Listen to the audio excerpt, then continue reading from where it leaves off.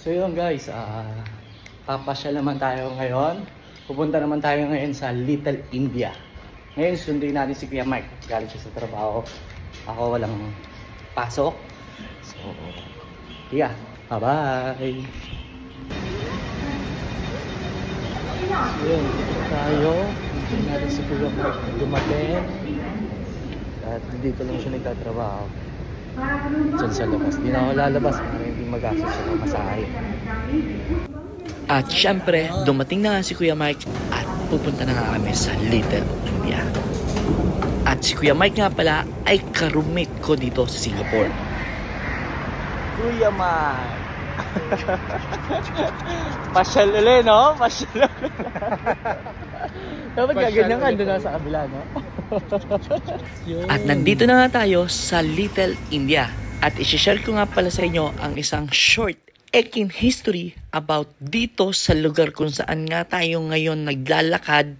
Dahil alam nyo ba, dito sa lugar na to kung saan nga tayo naglalakad ay dito naganap ang isang malagim na malaking riot noong 2013. Na naging dahilan kaya ang Singapore ay nag-declare ng liquid ban dito sa Singapore.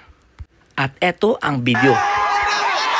On the night of December 8, 2013, the streets of Little India were in chaos. A riot had broken out, the first in Singapore in over 40 years.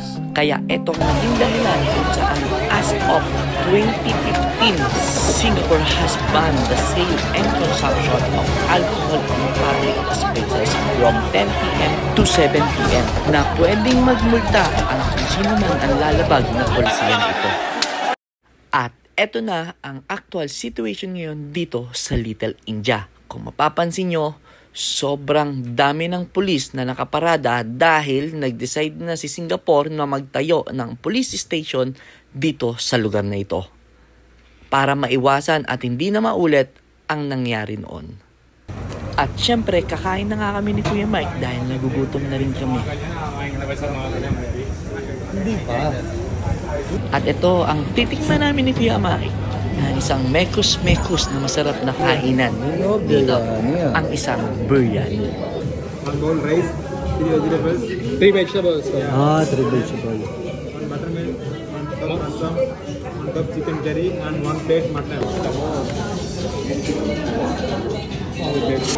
Original biryani, no? Ang dalawa, di ba? Kasi ito, yung soup nila. Tikman natin ngayon. Sarap. Parang sinigang ah. Matan, yung matan. Try mo yung matan. Ito yung matan yan. Mangang yung matan eh. Try mo. Kaboom! Lasang leki-leki nila, no? Lasang kidik-kidik pala, no? Ano? Good. Mekus-mekus. At dito, di namin alam na only rice pala. Kaya nung nakita ng waiter na halos ubos na yung kanin namin, naglabas uli siya ng kanin para i-serve sa amin. Thank you, brother. Only rice pala, no? Also, Papa John. Papa Dam. Okay, thank you.